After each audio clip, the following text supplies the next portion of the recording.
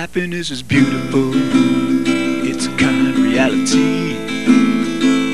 Happiness is the highest good, happiness is free. So let's be so very happy.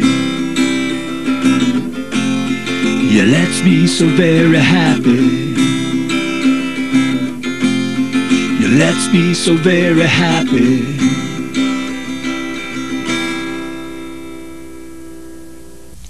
Welcome to the Happiness Show. This is George Ortega. I'm here with Lionel Ketchian, and we're here to talk about happiness because happiness is, always has been, and always will be the point of it all. Today, we're going to be talking about Time Magazine's historic cover story on happiness. Just very recently, I've got the magazine right here. Time Magazine ran a cover story entirely about the science of happiness, and this is awesome. This is like amazing. It was like 24 articles, 68 pages devoted to happiness research, happiness at work, happiness in religion. It's an amazing story, and basically we're going to explore some of the what they got right and some of what they perhaps didn't get as right. So Lionel, what do you think about this really pivotal article? Well, I think it's great that Time made news in a sense of covering time. And George, I want to thank you for pointing something out to me. And I've been an advocate of happiness for a long time and collect lots of articles and magazines whenever I see them on happiness. And I have a number of them with quite large devoted segments to happiness. Oprah did a segment on happiness, an issue on happiness. But as you pointed out, that I wasn't so keen in observing, Time is a news magazine, and as a news magazine, as a fully covering news, to devote an issue to happiness, you know what? That's big news, and I didn't realize it from that perspective. Because for years we've been seeing happiness at the supermarkets under a number of misguided, statements on, lose weight, be happy, find your perfect mate, be happy, better sex, be whatever. But they weren't truly about happiness, and even in some cases when they got close, it wasn't a news magazine like Time. This is pivotal, Lionel. This is like, as it's been on the cover of Psychology Today and other magazines, right. But this is a major international news magazine, and so this represents happiness. I mean, back in the 1500s, it was like the Magna Carta, okay?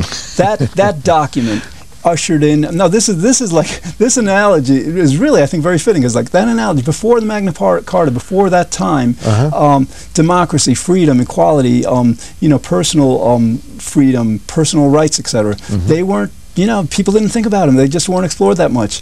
With the Magna Carta, freedom became very important. Okay, this magazine cover story on happiness, I think, is going to basically be what ushers in this, what's ultimately going to result in, it may take 5 years, may take 10 years, but it's going to usher in really an era of happiness as people finally get to understand very clearly, scientifically, that happiness is what we really want most, and not just that, but we're doing fairly well, but we can be doing much better, and that we know how to become much happier. Yes, yes. And isn't happiness going to mean for some to simplify our lives, just to slow it down just a bit, to enjoy more of what we have? Well, yeah, sure. For a lot of us, although, you would think that, people in rural areas and suburbs are more happy than people in cities, but for some reason, I guess the people in cities are happy in a more excited way. In general, I think reducing anxiety, I think, would translate to a greater happiness, but I'm not sure that necessarily means a faster lifestyle, but for many people, yes. Many people, that would be very important. Okay, so basically now, what's really great is that, okay, a lot is happening right now. This Time Magazine article just came out. We're taping on January 28th, 2005. It came out a couple of weeks ago. Now, in the spring, there are going to be 2 major documentaries on happiness. The first one, I think it's going to come out first. It's scheduled to come out in April. It's going to be shown in at least 100, 200 theaters throughout the country. It's called One Happy Movie. And we, hopefully, in a couple of weeks or so, we're going to have the producer of that show on our show for an interview, and his name is Aaron Mighty. And they basically went out around the country interviewing people about their happiness, and it's a very optimistic movie. Like, a lot of people think that after pre-9/11, who's happy out there, right? But this movie is demonstrating that a lot of people are very happy because one can be happy in an imperfect world. The second documentary is called In Pursuit of Happiness. This is a much more sophisticated, better funded movie. It's going to be narrated by Danny Glover. It features Ed Begley Jr., Howard Zinn, Michael Moore is going to be in it. This is a very major motion picture, and that'll probably come out in the spring and summer. So you have the Time magazine article, and these two movies coming up this year. I mean, I think finally people throughout the world are going to awaken to the fact that happiness is really what life is all about. Absolutely. George, you're absolutely right, and I think that these movies are going to give us all greater awareness, and the more we look into this kind of thing, the more aware we become, whether it's a movie or a TV show or reading a magazine, we start to understand that, well, if somebody's writing about it, if it's in Time magazine, wow, maybe there's something to it. I know I got inundated with emails about the Time magazine article saying, gee, I guess you were a step ahead of the rest of us, because we never knew happiness had the importance that you gave it long ago. That's pretty much what people have been telling me. Oh yeah, definitely. And like, to plug our show, I mean, all right, maybe not nearly as big as the Time magazine article, but a couple of weeks ago on Sunday, January 16th, the New York Times ran a story on the Happiness Show. It was written by Marek Fuchs. It was about 889 words long, and so I mean that's I think very promising. It's great. It's excellent that there's awareness about happiness, and reporters are starting to find out. In fact, they're calling it the happiness movement, which is really wonderful. Oh yeah, exactly. Okay, so basically what this show is going to be about, we're going to, Time magazine got a lot right with their, especially, a cover article, and especially highlighting the fact that it is about the science of happiness. It's not philosophy, it's not conjecture, it's not opinion, it's not, anybody's personal thoughts on it. It's really a science. And they've studied for 40 years comprehensively. So they got that very right, but they got a few things not as right, and we're going to devote this show to highlighting what they did get right and what they didn't get as right.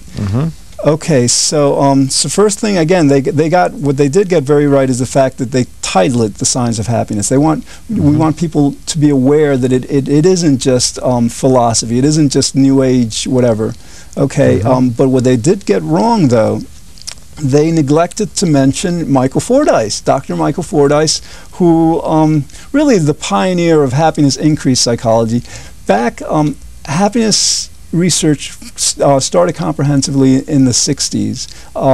Brad, Byrne, Campbell, a few other early researchers published books, several books on it, about happiness in America generally.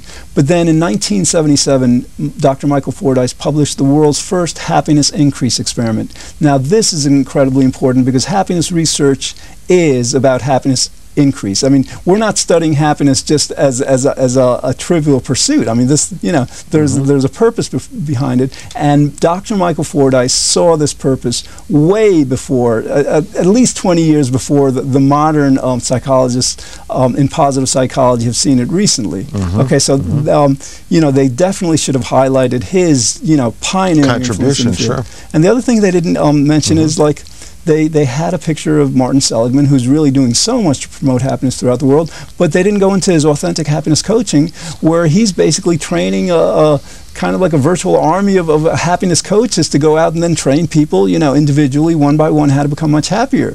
And again, it's not just about like presenting through the media what happiness is about, etc. It's about like implementing these kinds of institutional mechanisms for helping us all become happier. And Seligman is certainly doing that with his authentic happiness coaching. That's true.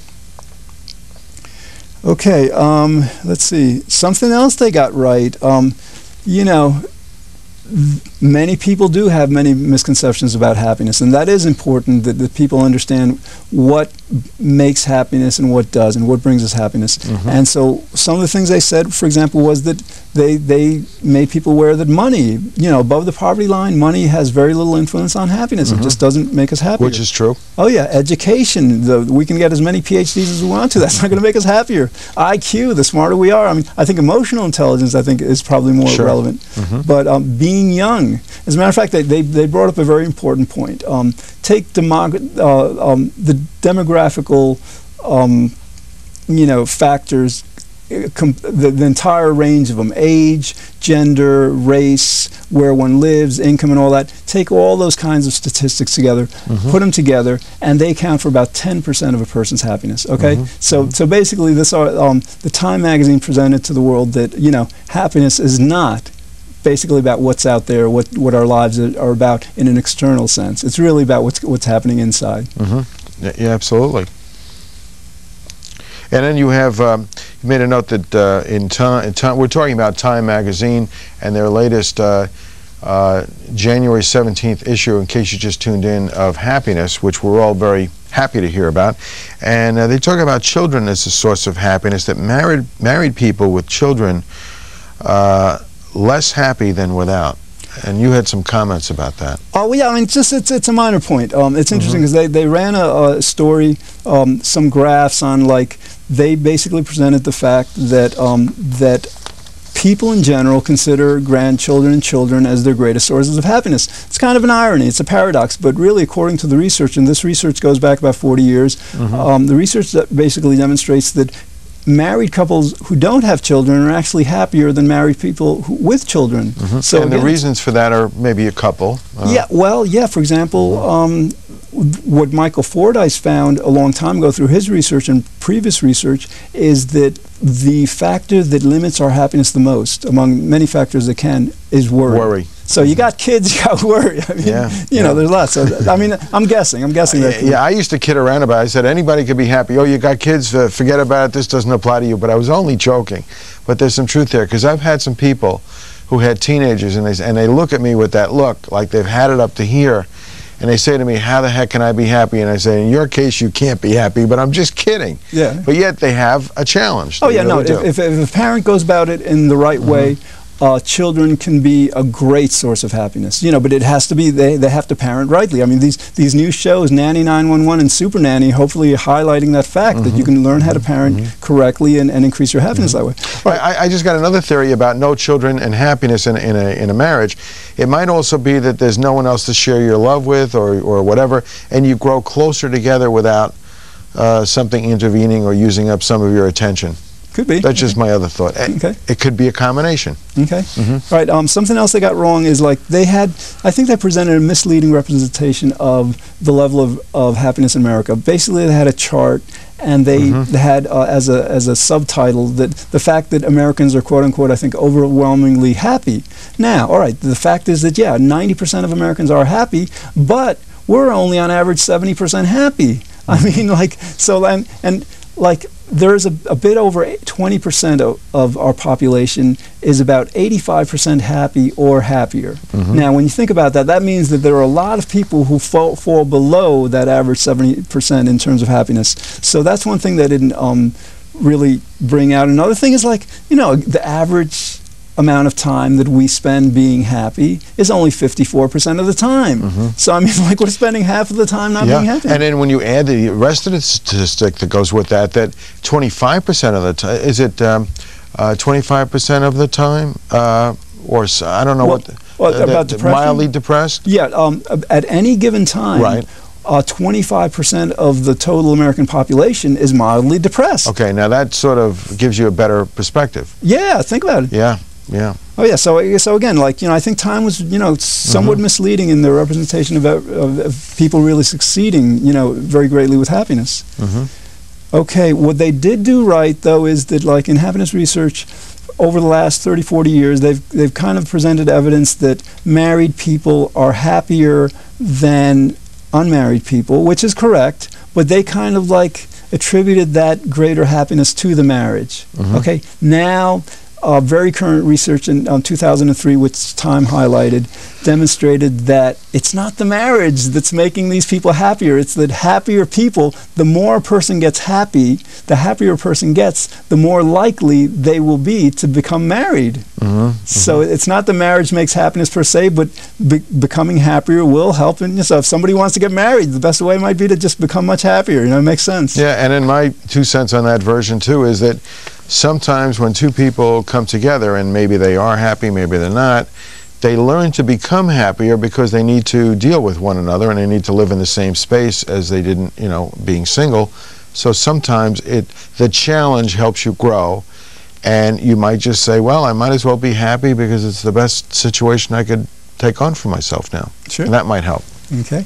All right. Something they got right was a lot of people don't understand or not very clear about the idea that you can measure happiness. You know, they've been measuring happiness for 40 years, and those measurements are fairly reliable. They're much more reliable than many other psychological measures. You know, they test them in various ways. The way time went wrong, I think, is they highlighted Ed Diener's satisfaction index, his satisfaction measure. But the reality is, according to Diener, I mean, Diener pretty much highlights, this is research that preceded him, but happiness, according to researchers, is based on feeling pleasant emotions, not feeling unpleasant emotions, and satisfaction. So even though satisfaction and happiness are somewhat related, they're not the same thing. Time should have chosen Michael Fordyce's measure, which is a 10-step happiness measure. Actually, Dr. Seligman was wise in including that in his book Authentic Happiness, because it's a very clear measure on happiness. Okay, something else. They were very good, right, I think, back in the, I think it was like the early 90s, David Lycan and another psychologist, Telegen, came out with research saying that happiness was about at least 50% genetic. 50% is about the average accepted percentage by most psychologists. But most people were led to believe that because of that, one can't really become happier. It's all genetic, you know, the set point and all. So I think Time was very right in interviewing Dr. Lycan and in his saying that, yes, it is possible to become much happier. And I mean, he actually wrote a book about it called Happiness. I think it came out in the late 1990s. Well, yeah, and Dr. Lycan, his work was based on twins, so it was a rather extensive study of human nature. It was well done. Yeah, and again, what they got wrong is that we can become much happier, but Time did highlight some ways to become happier, like perform more acts of kindness, become more optimistic, you know, certain kind of strategies. But they really should have focused on Fordyce's work, because Fordyce in 1977 and again in 1983 came up with an entire program of 14 fundamentals. If people want to learn more about Fordyce's work, where can they go to do that? www.gethappy.net. Okay. He's got an entire online book. He's got videos up there. It's an amazing site. Oh yeah, thanks, definitely. Okay, so let's see. What they got, I think, one of the things what they got right is they included a piece on evolution. But I think this is kind of a minor point. The author, Robert Wright, says that the laws governing happiness were designed not for our psychological well-being, but for our genes' long-term survival prospects. No, that's not correct. The laws governing happiness are about happiness. And it's not only were they actually enhance not only our psychological well-being but also our physical well-being, because as the research is demonstrating now, as a person becomes happier, they become more emotionally healthy, more physically healthy, their relationships improve, so that's naturally going to lead to the happier people, you know, procreating more and just evolving much better than less happy. Survival of the happiest. Oh yeah. Okay. Something else they got very right, perhaps this is the most important part of this entire coverage. They highlighted the work of Dr. Richard Davidson. This is about that biology of joy. Basically, he's hooking people up to electrodes, measuring their left frontal brain activity. And they're finding, I mean, this is awesome, because like we talk about happiness being just about like deciding to be happy, right? You have these meditators that basically go into some kind of meditation. We've done shows on meditation, and as simply as that, their left frontal lobe activity is much higher than the average person, signifying that they're generally much happier than the average person. So this piece on the biology of joy is very important. One, to highlight the very important effects of meditation on happiness, and two, to highlight that happiness isn't necessarily entirely subjective to a certain, not that it's not subjective, but it can be measured biologically. It's not something that's subject to interpretation completely. Okay, let's see. All right, they had a few essayists that, you know, unfortunately with essayists is like they tend to reflect popular misconceptions about happiness. These essayists are like, they have their columns, they have their papers up, but they know as much about happiness as anyone, pretty much. They're not experts. So you have some of them giving essays. One of them, Emily Fox Gordon, says the happiness of children is existential, not psychological. Existential is a philosophical term that's kind of vague. It's kind of nondescript. And I think what she maybe was intending to say was that the happiness of children is more in the present, in the moment. That they're very aware of the experience and all. But okay, what else? I think they were very right in promoting Katerias? Yeah, laughter. They had a whole section on laughter and how it benefits happiness. And they had Madden Kataria, who's a doctor from Bombay, who established these over 3,000 laughter clubs all over the world. I think that was excellent. Unfortunately, they should have covered your happiness club. Your happiness club is the first club in the world. Clubs, yeah, well, yeah, because you started with the one in 2000. Now you're like, yeah. So basically, I mean, happiness. I mean, laughter is good, but happiness clubs. I have a feeling, Lionel, that when happiness clubs take off to the extent that Kataria's laughter clubs succeeded, that they may be an extremely important part in helping this world become happier. Because I think so. As we know, one can learn how to become much happier through training, and somebody can pay for that. But through these clubs, sharing the knowledge, happiness is like a no-brainer. Anybody can learn to become happier. Well, some good news is Jane Bradley, our president up at the Canadian Happiness Club, was in the news. They did a beautiful article about her in the newspaper. So, you know, this stuff is seeping into the press, into the awareness of people. Oh, yeah. Okay. All right, another one. They had a small piece on smiling. It's great that they had it on smiling because people, you know, if everybody went around smiling every day, everybody would be so much happier. Absolutely. But, you know, their article is a bit misleading. Most happiness researchers aren't very aware of this, but what happens is, like, the Time magazine article showed a picture of somebody who's subtly smiling, just, you know, not smiling too broadly. Another one smiling broadly. They call that a Duchenne smile. It has the crinkles and whatever. Anyway, but the idea is Time was leading you to believe that if you smile a subtle smile, that's not going to help in increasing happiness. According to the research, a subtle smile does not have the intense, strong effects as a broad smile, but it certainly does have effects. I mean, and the idea is, like, you know, a smile is like posture. As we can learn to have good posture, and that actually has been demonstrated to help our happiness. We assume that subtle, socially accepted, pleasant facial expression, which is a pleasant and subtle smile, and that's going to help us and everyone around us become happier. Again, Time magazine just led people to believe that those subtle smiles are not that important when they actually are very important. Absolutely. Okay, something else they got right is they had a major article on money. I mean, you know, everybody, when you ask people what's going to make you the happiest, you know, almost everybody says, well, if I had a little more money, you know, if I had a lot more money, whatever. So, you know, this article basically demonstrated that no, both as individuals and as countries, the richer we get above the poverty line, the less of an effect it has, you know? A minor wrong, it's kind of like, I'm being nitpicking, I guess, about this in a way, but they mentioned that people on Forbes' list of wealthiest Americans are slightly happier than the average American. It's a bit more than that, in a sense. The idea is that, like, actually 37% of the people on Forbes' list of wealthiest Americans are actually less happy than the average American. Again, the average American's happiness is about 70%. So this is a very clear and strong demonstration that having a lot of money just doesn't lead to great happiness. Okay, let's see. They had a couple of quotes. They had a whole couple of pages on quotes, and these are cool. The two that I like, I'm not going to go through the two I didn't like. Robert Louis Stevenson had an excellent quote. It's a great quote. There is no duty we so much underrate as the duty of being happy. By being happy, we sow anonymous benefits upon the world. Okay, that duty. I love that word. It's a duty. Yes. Yeah, and Rabbi Pliskin's book, Gateway to Happiness, he starts off his book by saying happiness is an obligation. So we're all saying the same. That's why we're here, because we think it's so important. Oh yeah. It's all the same thing. Definitely. Okay.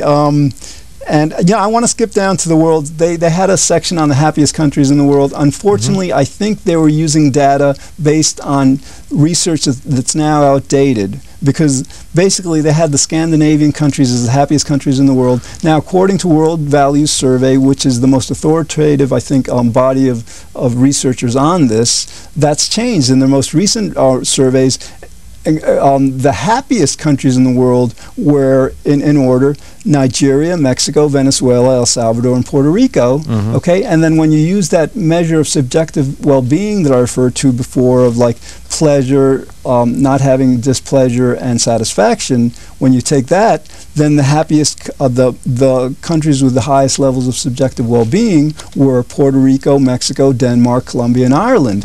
Okay, so basically the importance of this is it's demonstrating to the world that no, happiness is not about all these benefits of riches, all the economy, the strong economy, and all these kinds of like technological improvements that come about as the country gets richer and richer. Happiness is more of an internal state that can be experienced by. Nigeria is one of the poorest countries in the world. It's the happiest country in the world. Yeah. You know, it's very important that people understand that. Okay, what they got right is they featured Richard Layard's book, Happiness. And Richard Layard, I mean, I haven't seen the book yet. I plan to see it today or tomorrow in a bookstore.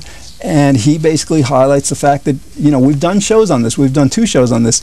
Government should be getting into the business of happiness. There should be a Department of Happiness. Okay, Lionel, in terms of like, what can we expect as a result of all this, you know, promotion and media stuff? Well, you know, we can expect more articles on happiness, certainly, and we can expect an explosion in the media over the next few years. In fact, I've always said we're at the very, very, very beginning. Maybe unfortunately or fortunately, you and I just began where there may not have even been a ripple in the pond. And now, you know, the waves are starting to smash up against the shore when it comes to happiness. Much more awareness. Oh, yeah. And I think over the next couple of years, you know, we can expect more documentaries, reality TV shows. You know, Britain is already, actually, I heard that a British company is creating a reality TV show about happiness. It's going to demonstrate to people that, you know, through their TV sets, they're going to see people become happier as weeks go by. All right. I'm sorry, that's all we have time for. Thanks for watching. In the future, we'll explore other topics designed to help us better enjoy life. Be good, think well, feel very happy, and I hope you'll join us next time here on The Happiness Show. Happiness is powerful. It's our underlying need. Happiness is why we live each day. Happiness is destiny. So let's be so very happy. Yeah, let's be so very happy. Yeah, let's be so very happy.